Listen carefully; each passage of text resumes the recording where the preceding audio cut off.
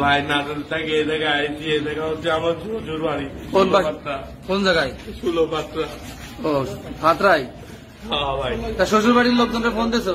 শ্বশুর বাড়ির লোক মনে করেন যে শ্বশুর বাড়ি গেছি, মেয়ে আলাদা মনে করেন রাখি দিতে, মেয়ে কোথায় রাখতে কয় না। মেয়ের কাছে একবার ফোন দিতে, মেয়েরে বক্স বাজায় নিয়ে যাবা নাকি?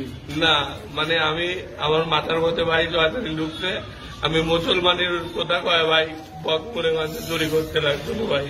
চুরি? হ্যাঁ ভাই। বাড়ি কোন জায়গায়? গ্রাম মানে আমার বাড়ি ভাই নাটোর গুরুদাসপুর থানা ভাই, নাজিরপুর ইউনিয়ন। কোন দোকান থেকে বক্স নিছিলে? কেশব মোড়ের ভাই বক্স কোন দোকান থেকে নিছিলে?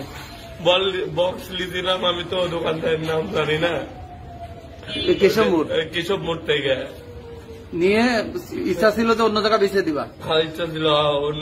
কি বলবো, ও যে কাজটা করছে আসলে আমার তো খুব কষ্ট লাগতেছে।